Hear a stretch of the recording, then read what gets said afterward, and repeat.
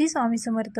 नमस्कार मित्रांनो, दरवर्षी माघ महिन्यातील कृष्ण पक्षातील चतुर्दशीला महाशिवरात्री साजरी केली जाते.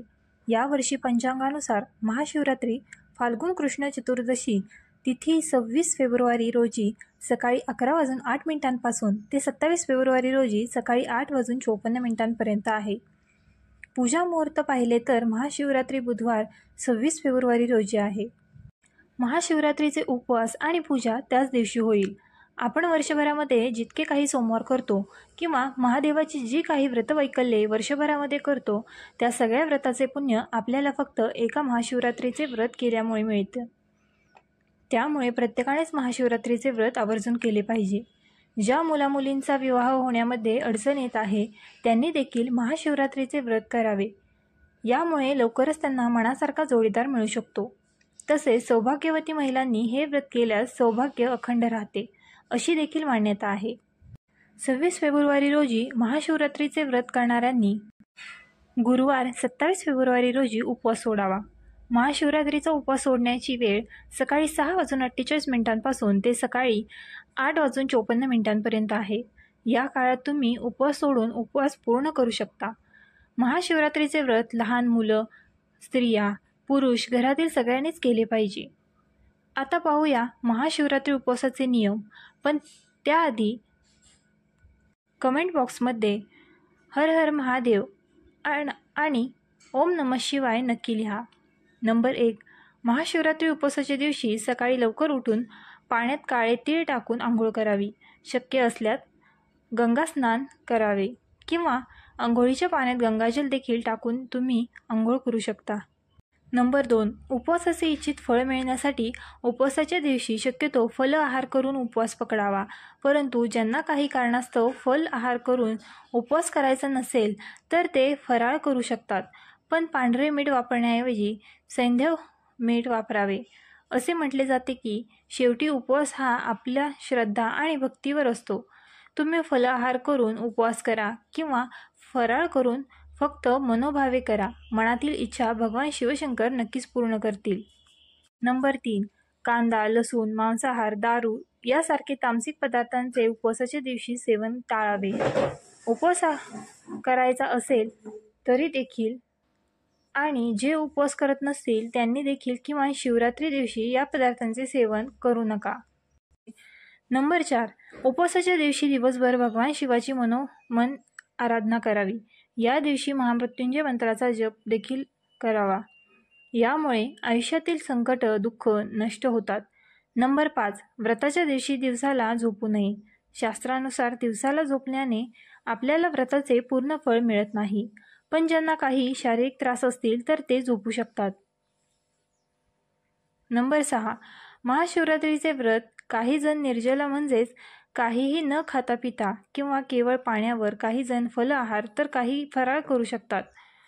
आपल्या इच्छाशक्तीनुसार आणि शारीरिक क्षमतेनुसारच व्रत कसे करायचे ते ठरवावे. दुसऱ्याच्या हेवा करून व्रत करू नका. नंबर 7. जर फराळ करून व्रत करत असाल तर साध्या मिठाऐवजी सैंधव मिठाचा प्रयोग करावा. नंबर 8. उपवासाच्या दिवशी ब्रह्मचर्याचे पालन करावे. शरीर आणि मनाची शुद्धता राखून ठेवावी म्हणून स्त्री पुरुषांनी दोघांनी ब्रह्मचर्याचे पालन करावे. नंबर 9. उपवासाच्या दिवशी कोणाशीही भांडण तंटा करू नये किंवा निंदा करू नये. खोटे बोलून दुसऱ्यांचे मन दुखावणे. आपले आचरण केवळ सात्विक ठेवावे. नंबर 10. शिवपुराणात महाशिवरात्रीच्या दिवशी रात्री जागरण करण्याला अतिशय महत्त्व सांगितले आहे. काही ठिकाणी रात्री जागरण करून भगवान शिवाची पूजा, मंत्र, जप केला जातो. यामुळे व्रताचे फळ दुप्पट मिळते अशी मान्यता आहे. ते केवळ आपल्या श्रद्धेवर अवलंबून असते. नंबर 11. उपवासाच्या दुसऱ्या दिवशी सकाळी व्रत सोडावे. त्यासाठी सात्विक अन्नपदार्थ खावे. नंबर 12. ज्या स्त्रियांना मासिक पाळी आली असेल त्यांनी केवळ व्रत करा, पूजा करू नये. मनापासून श्रद्धेने व्रत केल्यास पूजा न करता देखील तुम्हाला व्रताचे पूर्ण फळ मिळेल. नंबर 13. गरोदर आणि स्तनपान करणाऱ्या स्त्रियांनी शक्य असेल तर उपवास करावा. नाहीतर केवळ भगवान शंकराची पूजा, विधी आणि मंत्रजाप केला तरी देखील चालेल. नंबर 14. महाशिवरात्रीला काही ठिकाणी भगर हा पदार्थ खाल्ला जातो.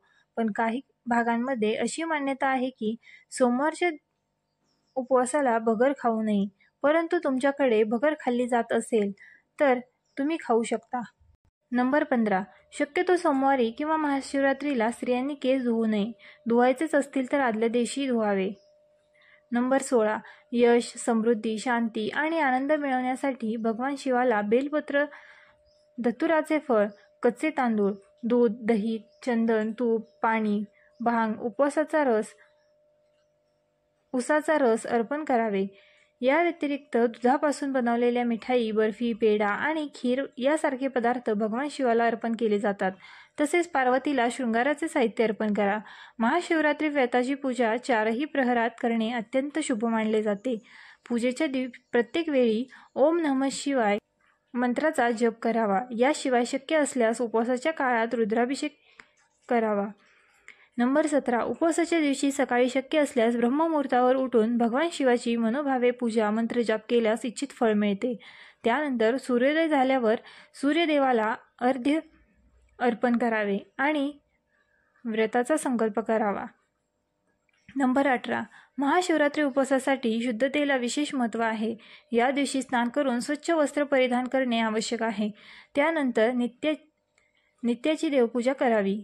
नंबर 19. महाशिवरात्रीच्या दिवशी दिवसभर शिवाची पूजा केली जाते. ओम नमः शिवाय मंत्राचा जप केला जातो. नंबर 20.